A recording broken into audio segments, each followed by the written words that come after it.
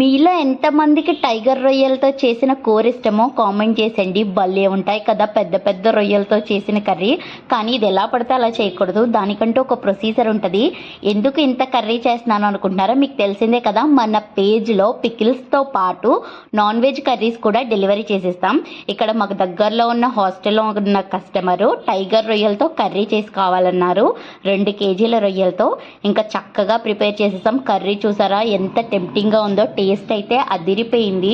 మనం ఎలాంటి non veg curries కావాలన్నా సరే వండిస్తాము. ఆ ప్రొసీజర్ కూడా ఉంది. హోమ్ మేడ్ అనమాట. ఇంట్లో మేమైతే ఎలా వండుకుంటామో సేమ్ అలాగే చేసిస్తాం. సో ఇంకా స్టీల్ బాక్స్లో ప్యాక్ చేసేసి కర్రీ అయితే డెలివరీ చేసేస్తాం. మీలో ఎంతమందికి టైగర్ రొయ్యలతో చేసిన కూర ఇష్టమో కామెంట్ చేసండి. భలే ఉంటాయి కదా పెద్ద పెద్ద రొయ్యలతో చేసిన కర్రీ. కానీ ఇది ఎలా పడితే అలా చేయకూడదు, దానికంటూ ఒక ప్రొసీజర్ ఉంటుంది. ఎందుకు ఇంత కర్రీ చేస్తున్నాను అనుకుంటున్నారా? మీకు తెలిసిందే కదా, మన పేజ్లో పికిల్స్తో పాటు నాన్ వెజ్ కర్రీస్ కూడా డెలివరీ చేసేస్తాం. ఇక్కడ మాకు దగ్గరలో ఉన్న హాస్టల్లో ఉన్న కస్టమరు టైగర్ రొయ్యలతో కర్రీ చేసి కావాలన్నారు. 2 కేజీల రొయ్యలతో ఇంకా చక్కగా ప్రిపేర్ చేసేస్తాం. కర్రీ చూసారా ఎంత టెంప్టింగ్గా ఉందో. టేస్ట్ అయితే అదిరిపోయింది. మనం ఎలాంటి నాన్ వెజ్ కర్రీస్ కావాలన్నా సరే వండిస్తాము. ఆ ప్రొసీజర్ కూడా ఉంది. హోమ్ మేడ్ అనమాట. ఇంట్లో మేమైతే ఎలా వండుకుంటామో సేమ్ అలాగే చేసిస్తాం.